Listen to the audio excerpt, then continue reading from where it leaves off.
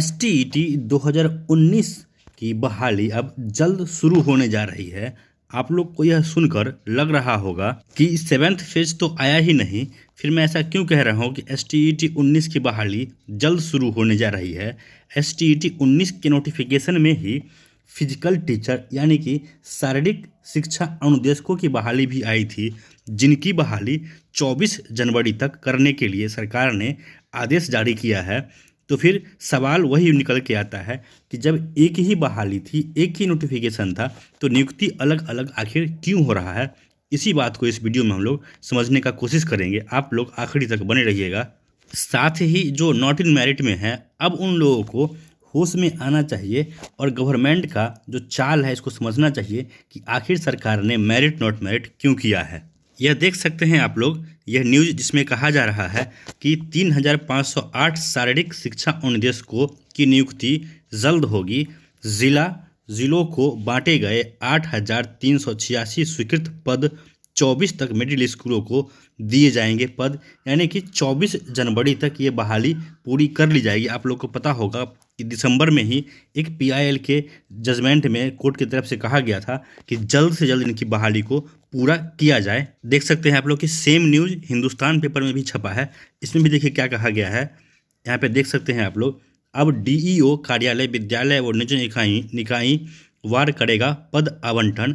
जल्द 8000 के मानदेय पर नियोजन के लिए जारी होगा कार्यक्रम। आप लोग को पता होगा कि जो 8386 पद स्वीकृत किए गए थे, इसमें इन लोगों को 8000 रुपया पर महीना प्लस 200 रुपया ईयरली इन लोगों को इंक्रीमेंट देने की बात कही गई है। इसके अलावे जिलावार स्वीकृत पद कितने हैं आप लोग देख सकते हैं कि अररिया में 182, अरवल में 60, किस जिला में कितना पद इसके लिए स्वीकृत किया गया है यह भी यहाँ पे दिया गया है। बाकी वही बातें हैं जो पहले से चलती आ रही हैं, लेकिन इसमें इम्पोर्टेंट बात ये है कि 24 जनवरी तक इसको ख़त्म करना है, ये नियोजन पूरा करना है बिहार सरकार को।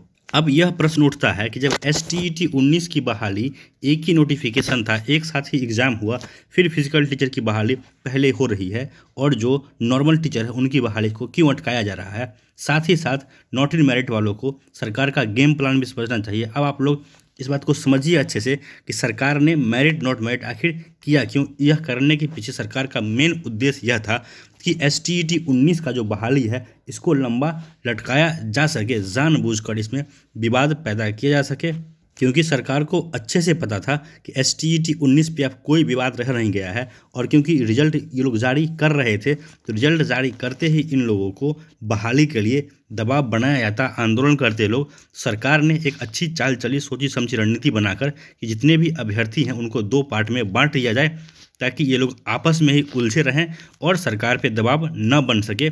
इसीलिए एक तरह से कहिए तो सेफ्टी वाल्व के तौर पे इन लोगों ने नॉट इन मेरिट वालों का यूज किया। और देखिए एट द एंड बहाली उतनी ही होनी है जितना सरकार के पास सीट है। आज तक सरकार ने कभी नहीं कहा है कि हम सीट बढ़ा रहे हैं। जब आपके पास 30,000 37,000 ही सीट है, फिर आप 80,000 को बहाल कैसे करेंगे। इस पर एक भी नॉट इन मेरिट वाला बात नहीं करेगा, क्योंकि नॉट इन मेरिट वाले नासमझ है और उनकी इसी नासमझी का फ़ायदा सरकार उठा रही है और बहाली को फंसा रही है। कुछ लोग जो कहते हैं कि इस पे केस किया गया है, तो केस का तो अभी स्टार्टिंग हियरिंग शुरू भी नहीं हुआ है, और जब तक केस में कोर्ट की तरफ से कोई आदेश नहीं आता है तब तक यह बहाली पूरी तरह से प्रभावित, कहीं से भी 1% भी किसी भी केस से बहाली प्रभावित नहीं हो रही है।